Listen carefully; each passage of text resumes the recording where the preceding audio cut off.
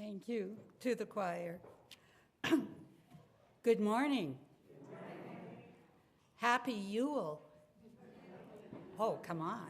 Happy Yule. Welcome to the First Unitarian Church of Hamilton as we celebrate the winter solstice. Yesterday around 4:30 a.m., the Earth's orbit tipped the northern hemisphere to the farthest point we ever are from the sun. We entered the shortest day and the longest night of the year. And everything takes a little pause for a day or two now. And that is why we're now sort of hovering in the dark. We welcome those in the sanctuary here today and those at home. And I was just going to mention, for those who are always in the sanctuary, you may not be aware of the numbers of people at home. And last week there were 25 households online. And so when you think about the folks online, think about a group of smiling faces that are at home. The online folks are muted, and I would ask anyone here to please switch off the ringers on your cell phones unless you need your phone to use our hearing system, of course. My name is Mary Ellen Scanlon. My pronouns are she, her, and I'm this morning's worship leader.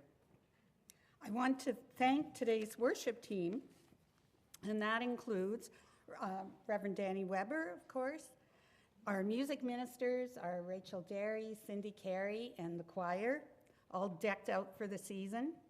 The tech team is Brian Carey and Josh McIntyre. Ushers are Agnes Cunningham and Kathy Brown. Worship assistants, Ian and Sue Johnstone. And greeters, I think Daphne was out there. I'm not sure if there was another greeter. Okay.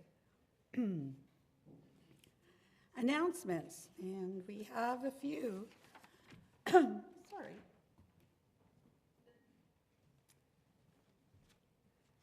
To begin with, there will be a collection on Christmas Eve on Tuesday for the Sacagawea Housing Project, and this has been our practice over the last few years. Please give generously on Christmas Eve to support our housing partner, Sacagawea. Our donations this year will help furnish the common space at their most ambitious project yet, which is 40 homes for Indigenous people in greatest need. Donate in person at the service or see the e-announcements for how to donate online. So check the ACE and there's a link for those donations. And a big thank you from the Affordable Housing team. You may remember that last week we told you that Kate Hicks had an accident and injured her back. And the church is coordinating support for the family to help out with meals. So if you would like to contribute, please contact Reverend Danie about that. You are all invited to the third annual Our Family Dinner, which will be held on Christmas Day, and we welcome all LGBTQ+ folks and allies. Please feel free to bring a dish to share, a game you like to play, and your holiday cheer. And that will be on Christmas Day from 2 to 6 p.m. here in the church. This morning, after the service, you can drop by the climate action table in the foyer. Now, this is the time of year when people try new things or try to change old habits. So the climate action team is happy to assist you if you want to explore having more plant-based meals in your life. Pick up a free plant-based cookbook that was prepared by some of the congregants and learn about Veganuary. And this is a program like many other things that happen in January and February to help move you through new habits. And it's a global movement intended to inspire people to eat a plant-based diet during January. And it offers a 31-day program. And if you sign up, you're sent recipes and updates and information. So please check with the folks at the climate table. All steps to a more plant-based diet are steps to better health for you and the planet. Happy New Year to all Zoomers and Boomers. The Zoomers and Boomers will start the year on Wednesday the 8th with a talk by Frank Ahern entitled Deep Time, The History of the Earth from its Beginnings to the Present and into the Future. The talk will start at 1:30 p.m. and as usual, there will be refreshments. The office hours, of course, will be different in the coming weeks. The main office will be closed from December 23rd through January 3rd, reopening on Tuesday, January the 7th. During this time, office staff will not be available to answer emails or phone calls. Other church activities will continue as scheduled. We appreciate your understanding and wish you a joyful and restful holiday season. And a message for the Friends of Eva Rothwell. If you wish to drop off much needed clothing at the center, the best times to do so are Monday and Wednesday mornings from 9:30 to noon, when the volunteers are there to help you. At other times, please limit your drop-off at Eva to 3 bags. You may also leave donations in the foyer here at the church or in the covered porch at the Dooley household at 26 Princess Street, Dundas. And I think I saw a note that they are looking in particular for youth and men's clothing, if I understand correctly. So that's it for the announcements. Each week, we begin our service with a land acknowledgement. We recognize that Hamilton is situated upon the traditional territories of the Erie, Neutral, Huron-Wendat, Haudenosaunee, and Mississaugas. We remember that the land here is covered by wampum covenants and treaties made over the centuries, and as treaty people, we are bound by those agreements. But negotiations and agreements about traditional territories and rights are not things of the past, and they aren't only about land. In 2016, the Mississaugas of the New Credit filed a claim for Aboriginal title to the waters of northwestern Lake Ontario and northeastern Lake Erie. It is their position that the British Crown only expressed interest in their land, and that the Mississaugas never surrendered rights to the waters they depended on and stewarded with care, including Hamilton Harbor and the Credit River. This claim is paused at the moment, but it is one of 46 modern claims in Ontario that are being assessed or negotiated as our Indigenous neighbors continue to seek resolution of historic injustices. So we welcome you today. Whatever the circumstances of your life, in the many ways we identify as people, and in the diversity of how we love and live. In this house of faith, we are all included as we search for truth, build community, and strive to make the world a better place for all. So time for, I'll get my water out of the way. Do you want to start there with the Advent candles? I was going to do them first. Sure.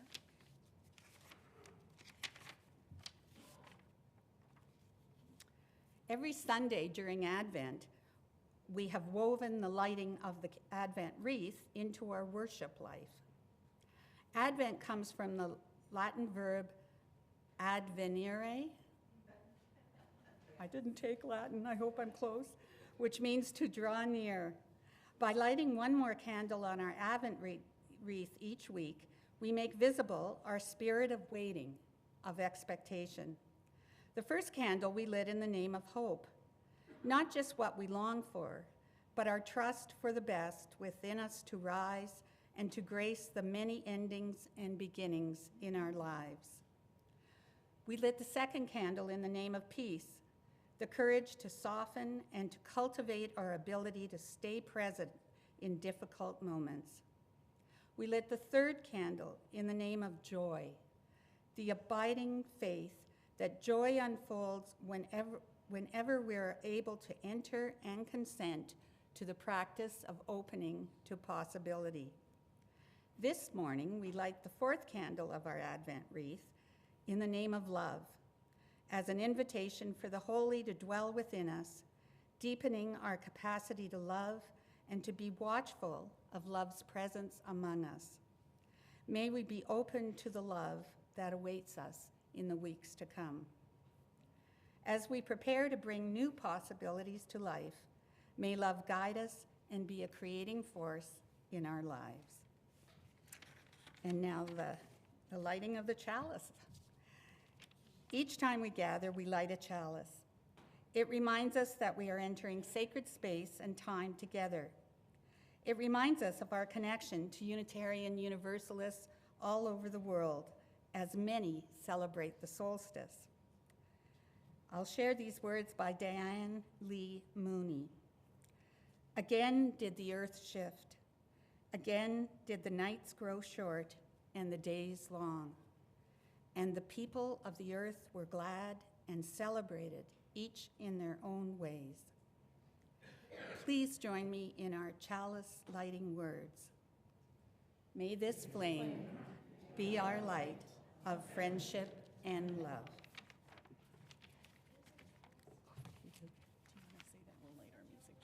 Oh, and we'll make a special mention of our music candle this morning.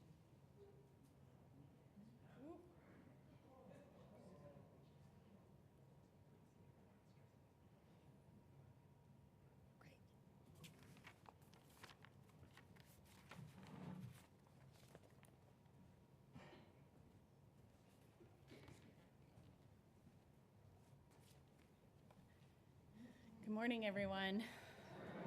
I am Reverend Danie, and I use they, them pronouns, and it is so good to be with you this morning on the second shortest day of the year.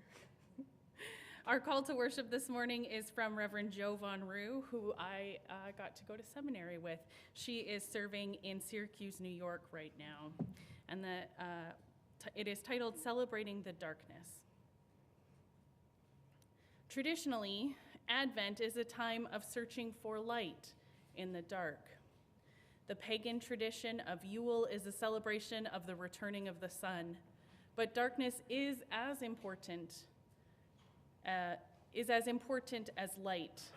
The cold dark of winter is as important to life as the bright warmth of summer. Darkness is home to entire ecosystems, places where humans cannot survive. Darkness offers us the gift of rest, healing, and hope. It is in the darkness of sleep that our bodies are able to heal and rejuvenate. Darkness offers opportunities for beauty and love to live in our lives. Conception begins in the dark womb.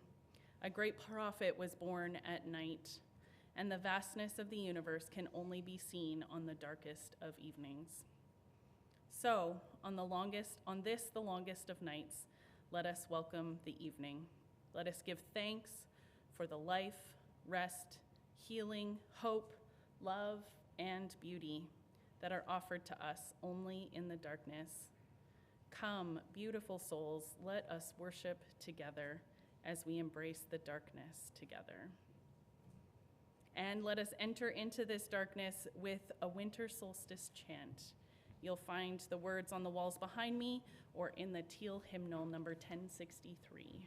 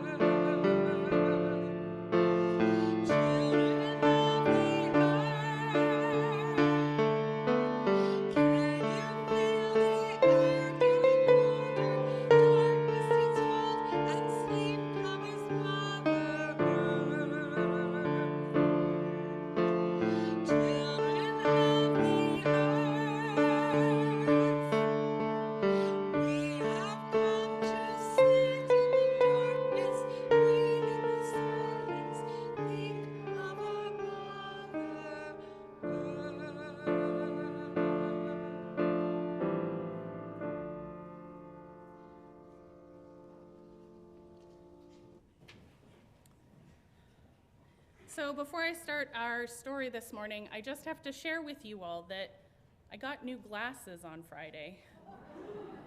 And I did not practice looking down at my screen. So excuse me if I misplace myself. I'm going to do my best. All right, this story is entitled "'Twas the Night Before Yuletide," and it was written by C.C. Wilford. 'Twas the night before Yuletide, and all through the glen not a creature was stirring, not a fox, not a hen. A mantle of snow shone brightly that night as it lay on the ground, reflecting moonlight. The fairies were nestled all snug in the trees, unmindful of flurries and a chilly north breeze. The elves and the gnomes were down in their burrows, sleeping like babes in their soft earthen furrows. When lo, the earth moved with a thunderous quake, causing chairs to fall over and dishes to break. The little folk scrambled to get to their feet, then raced to the river where they usually meet. What happened, they wondered, they questioned, they prodded. As they shivered in nightclothes, some bare-armed and some robed. What caused the earth's shudder? What caused her to shiver? They all spoke at once as they stood by the river. Then what to their wondering eyes should appear but a shining gold light in the shape of a sphere? It blinked and it twinkled and it winked like an eye. Then it flew straight up and was lost in the sky. Before they could murmur, before they could bustle, there emerged from the crowd a swish and a rustle. A stately old crone with her hand on a cane, resplendent in green with a flowing white mane. As she passed by them, the old crone's perfume, smelling of meadows and flowers abloom, made each of the fae folk think of the spring when the earth wakes from slumber and the birds start to sing.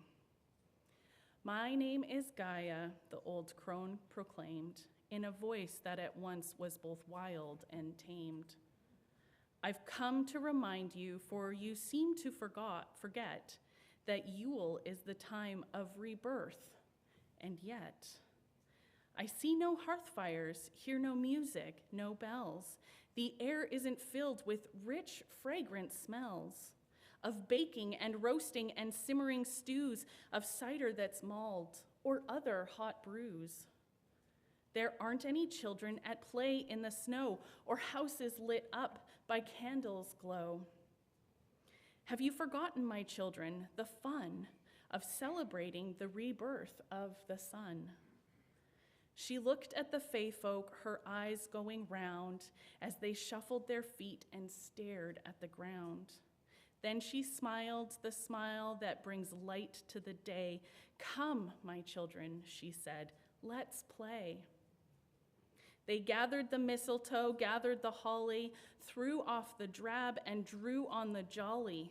They lit a big bonfire and they danced and they sang. They brought out the bells and clapped when they rang. They strung lights on the trees and boughs, oh so merry, in colors of cranberry, bayberry, and cherry. They built giant snowmen and adorned them with hats. They surrounded them with snowbirds and snowcats and bats. Then just before dawn, at the end of their feast, before they went homeward to seek out their rest, the fae folk they gathered round their favorite oak tree and welcomed the sun 'neath the tree's finery. They were just reaching home when it suddenly came, the gold light returning like an arrow-shot flame. It lit on the treetops where they could see from afar a golden-like sphere turned into a star. The old crone just smiled at the beautiful sight. Happy Yuletide, my children, she whispered. Good night. Thank you so much for listening. We'll sing our children out to their classes now.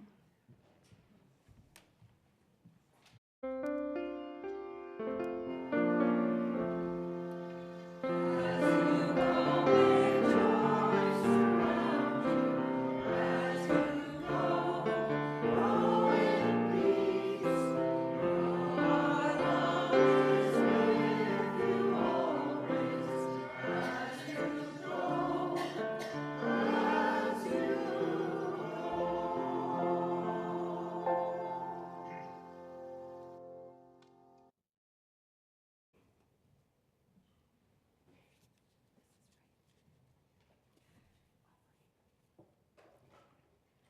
The words for offering today are by Lorna Crozier. Now is the time for our financial offering. As a self-funded congregation, we do always need money, but we also need volunteers and social justice advocates and friendly smiles. So if you are ever unable to donate, you are still always welcome here. No questions asked. We are grateful for anything you feel able and willing to give.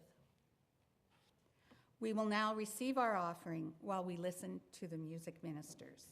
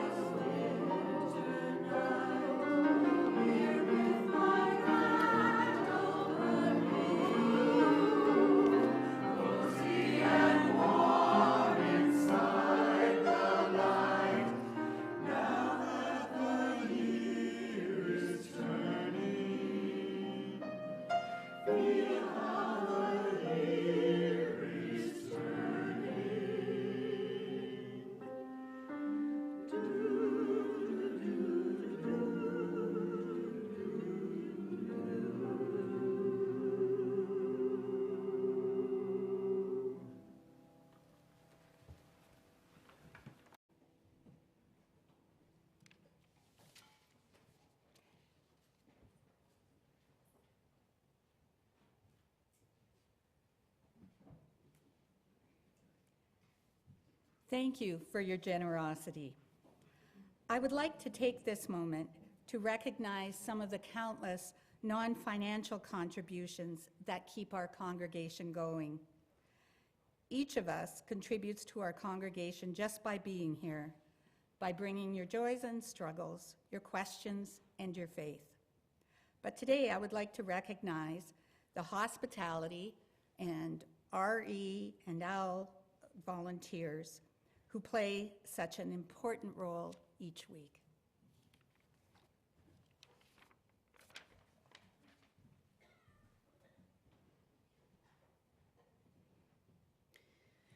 We've come to a time in our service when we allow for contemplation and reflection in words, silence, and music. Our meditation this morning is from Reverend Lynn Cox, entitled, Making Room for All That Is. I will share these words, and after the music begins, you are welcome to come forward to light a candle of joy or sorrow. These words from Reverend Lynn. Spirit of life, ancestors of the stars and the sun, you who embrace the vastness of space and us along with it, be with us here today. Hold us in our worry, our exhaustion, our grief. Keep us close as we sit with our truth, whatever that may be. Lead us to rest in the quiet, to find solace and renewal in this time of shifting light and dark. You whose arms open with the spinning galaxies, help us to make room as you do for all that is. Open our hearts to our loved ones, our neighbors, the beings with whom we share this planet.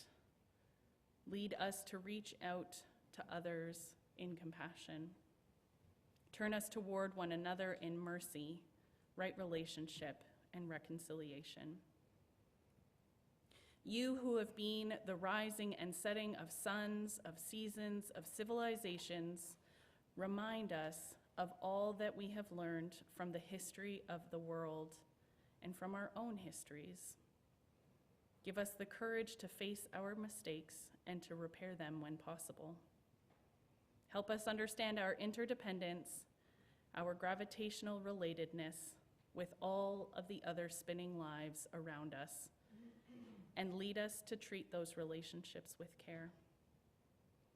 In this space, filled with the people among us who shine like stars, this space filled with the sparkle of love and care, we give thanks for this moment together. May our senses be open to the beauty of this day, this season, this world. We continue our contemplation in silence.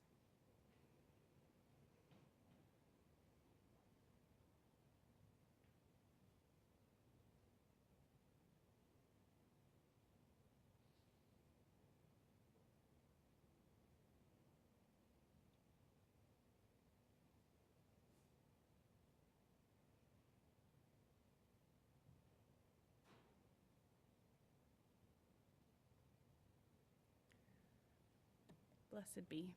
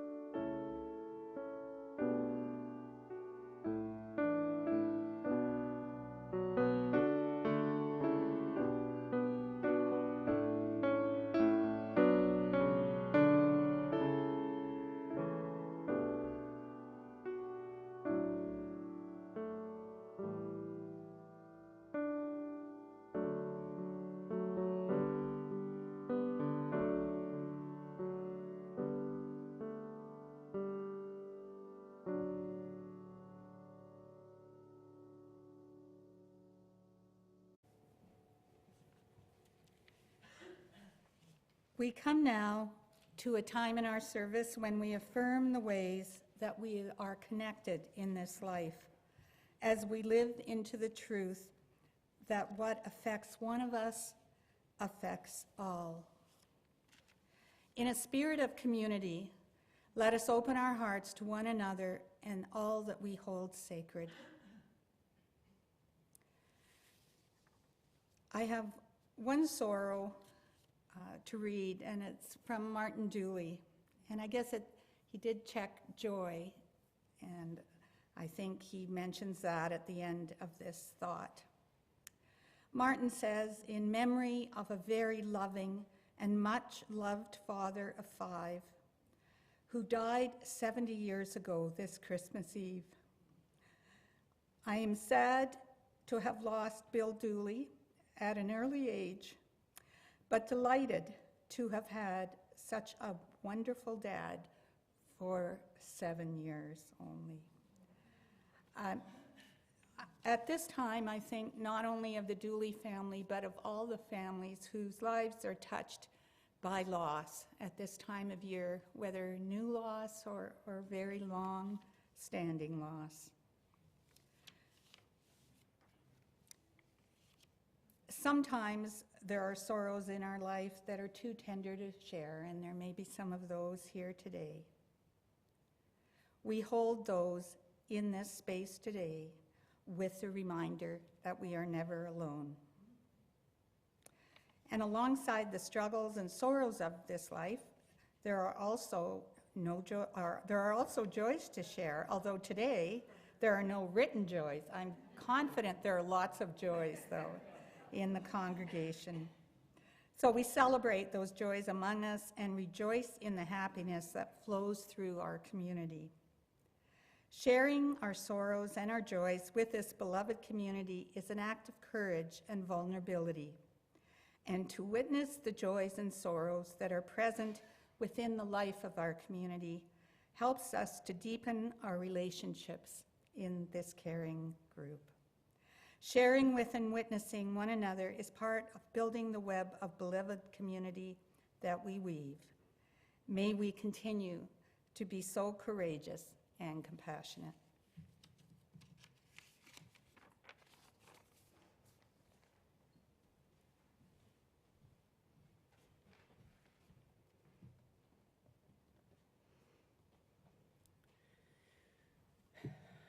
From the start of our existence, humans have huddled together in the dark, have prayed for the return of the sun, and in many parts of the world, for warmth. From humanity's earliest days, light has been something to create, something to seek out, and something to celebrate. We see this when we look at ancient structures like Stonehenge in England, or the mountain stone called Intihuatana in Machu Picchu, which translates to the place where the sun gets tired.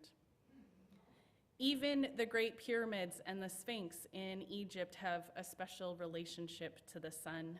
On the winter solstice, the sun will sit directly above the left shoulder of the Sphinx. We also know of celebrations and stories that date back centuries. Saturnalia is an ancient Roman festival. Yalda was a Persian festival in which the birthday of the sun god was victorious over dark. St. Lucia's Day was a festival of lights in Scandinavia, and it incorporated many Norse solstice traditions, which included girls dressing in white with wreaths of candles on top of their head. There are likely thousands and thousands of practices too. One that has become very popular in North America over the last few years was hygge, the Danish concept that might be traced back to the Middle Ages. It roughly translates to spending quiet and unrushed time together with people you care about. Some also think of it as a cozy, contented mood evoked by comfort and conviviality. Additionally, the 12 Days of Christmas, although might be considered an annoying song, was a traditional practice that incorporated food, company, and celebration. No matter where on earth we travel to, and what century we visit, there will be some sort of practice that helps us mark the day of the winter solstice, the shortest day of the year in the northern hemisphere. Many people find hope in this switch from darkness to light. Sharon Blackie, an author and Jungian psychologist, puts it this way: there's a real shift happening at this time to this beautiful planet which shelters and homes us. And at this point, when we hold our collective breath here in the northern hemisphere and begin finally to believe in the slow return of light, this, for me, is a moment to mark. Celebrating the return of the light, the lengthening of days, is almost always the center of our practices, because we want the light to come back.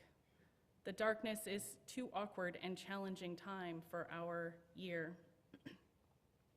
Like many people here, I am sure I have often struggled with the dark. When growing up, the dark was something to be afraid of, monsters in the closet and under the bed, bedroom doors propped open to let the hallway light in. As I became a teenager and a young adult, the dark was something to be annoyed by. The darkness was associated with curfews, or staying up too late, or finishing a school assignment, cramming for exams. Even now, I feel a great sense of annoyance when I leave the church at 4 p.m. and drive home in the dark. But also, I have struggled with seasonal affective disorder, not getting the light that my body needs to continue the demands of my life. Even this last week, I've stretched out on my office couch a few times, and I actually laid down for a nap and woke up 2 hours later with no problem going to sleep later that evening.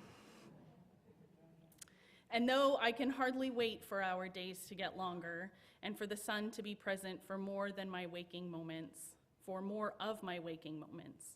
I want us to linger here a little bit longer, because I know that there is wisdom in the darkness and wisdom in this time of year for our bodies.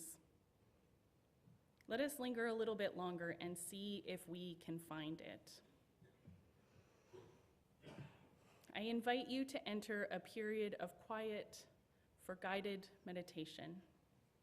You may wish to adjust your position so that your spine is straight, your body relaxed, your hands resting gently in your lap. You'll probably want to close your eyes and shut out all of the distractions of our light. Let us take a few deep, slow breaths.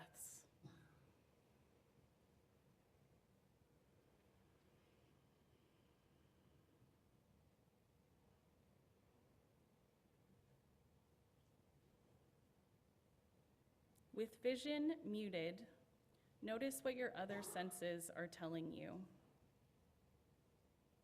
Perhaps you feel a sense of pressure in your back or your sit bones, where your body comes in contact with your chair. You may have feelings of tightness in your shoulders, along your jawline. Release any areas of tension that you notice. Soften the neck and the swallowing muscles. Release any tension you feel in your abdomen. Imagine your inner organs in your belly letting go of tension. Soften your eyes. Let them feel warm and relaxed, as if floating in a pool of water. Inhale. Exhale.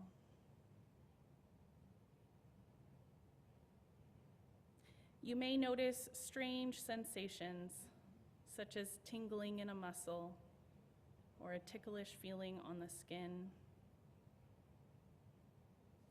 Whatever comes to your awareness is okay. Just acknowledge it in the silence.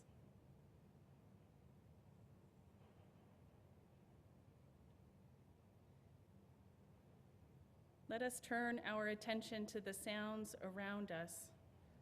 What do you notice here in the sanctuary or in your homes? You may hear your own breathing or growling stomach. You may hear a neighbor shifting positions.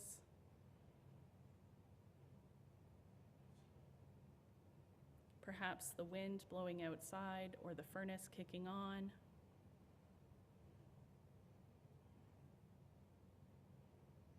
Having acknowledged these outward sounds, let us turn our focus inward now. Thoughts may float by through your consciousness. You can just let them float by.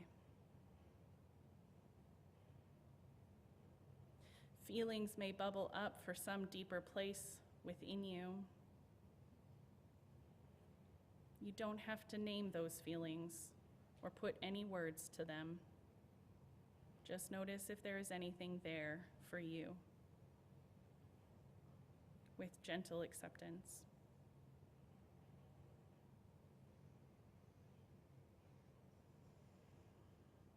Now imagine your body and mind are filled with darkness and silence, like the deep, dark night in a wilderness. Take comfort in the stillness, the restfulness of this place within you.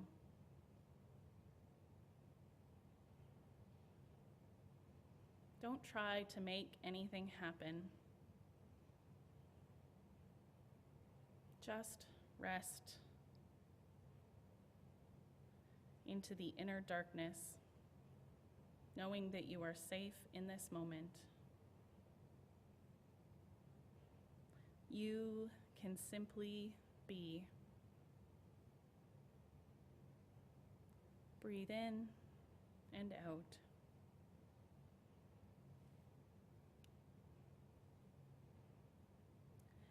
In the quiet corners within, let us sense the healing powers of the body, the amazing ability of our soft animal body to restore damaged cells, to create new healthy cells, to bring balance to systems that have gotten out of whack. Let us acknowledge, too, the creative powers of our minds and our hearts. From the mysterious inner regions comes all poetry, all music. From the inner dark emerges all sculpture and dance, all the art and cultures that are the heritages of humanity. Even consciousness itself, the great unsolved mystery of science, resides deep in the unknown of ourselves. Continue to be with your breath and a still, quiet mood as you rest a while longer in the darkness. With humility and awe and gratitude for all the powers of the darkness within yourself.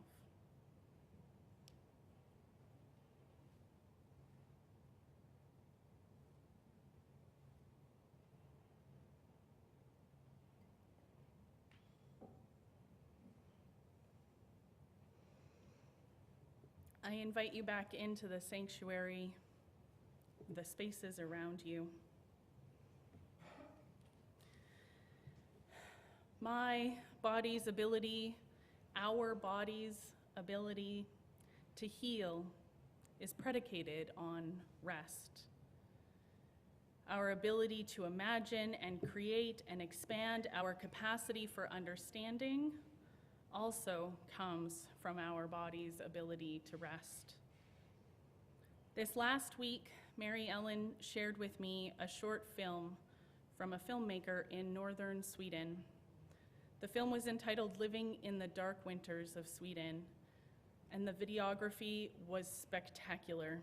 The play of lights and shadows was really incredible, and throughout the whole video there was a voice overlay of Jonna talking about her experience. She speaks about living in a place where the sun never sets from May through July. And there can be weeks or up to a month in the winter when the sun isn't able to be seen, depending on the clouds. She talked about ways of handling these shifts and how to manage the lack of sun during the winter. However, she says, I think the most important thing of all is to accept and adapt to the cycles of nature. I definitely feel a big difference in the energy during the summer and winter, both in nature and in myself. And that doesn't mean it is right or wrong. It is just different. I think the winter and the darkness can cause a lot of unnecessary suffering when we are trying to force ourselves to feel the same as we do in the summer. It is okay to feel tired. It is okay to feel lack of inspiration, and it is okay to need more sleep and to let things slow down. A flower would never force itself to bloom in the cold winter, so why would we? Why do we create busy schedules seeking to see everyone and go everywhere? Be present for all of the things and not be exhausted when our bodies are attempting to slow down, attempting to rest, much like other mammals at this time of year. Catherine May, author of a book entitled Wintering, The Power to Rest and Retreat in Difficult Times, states, plants and animals don't fight the winter. They do not pretend it's not happening and attempt to carry on living the same lives they did in the summer. They prepare, they adapt, they perform extraordinary acts of metamorphosis to get them through. Wintering is a time of withdrawing from the world, maximizing scant resources, carrying out acts of brutal efficiency and vanishing from sight. But that's where the transformation occurs. Winter is not the death of the life cycle, but its crucible. In a later part of her book, she goes on to say, doing those deeply unfashionable things like slowing down, letting your spare time expand, getting enough sleep, resting. This is a radical act now, but it is essential. This is a crossroads we all know, a moment when we need to shed a skin. If you do, you will expose all of those painful nerve endings and feel so raw that you'll need to take care of yourself for a while. If you don't, then that skin will harden and calcify around you. From the start of our existence, humans have huddled together in the dark. We have prayed for the return of the sun in the many parts of the world for warmth. And our prayers have always been answered. We know that the sun will come back and that the days will be longer. We know that there is still cold and dark nights ahead, but little by little, we know that spring will arrive. But perhaps we can stay and be present to the darkness for a little bit longer. May we find the light we seek while learning to love the power and solace of the dark. May it be so. And now we will sing our closing hymn, Deck the Hall with Boughs of Holly. This is number 235 in the gray hymnal, or the words will be projected on the walls.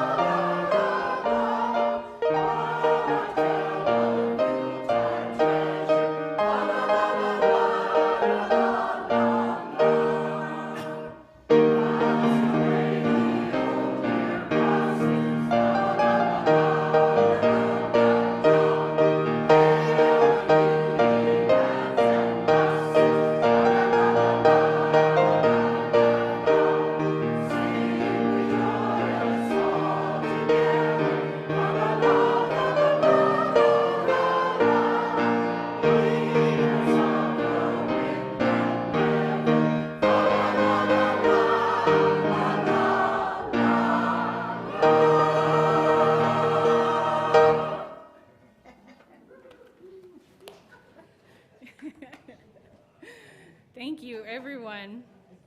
Before I extinguish our chalice this morning, I would like to share that if you are not going to be here on Christmas Eve to make a donation to Eva Rothwell, we would be happy to collect those today as well. So please let us know somewhere. Let me know, and I will point you in the direction of where you can make those donations. All right, our chalice extinguishing words are called Breathed into the World by Reverend Sandra Fees. Whoever you are, wherever you go, may you know the stillness of winter and the call to love. May you see the moon silvering the night sky, and let the dark of midnight plunge you into your truest self and fling you back out again to a world in need of who you are. And now for our postlude. I've been told that Rachel had to practice extra hard for this one. So. No? No? Oh, okay. Well, please.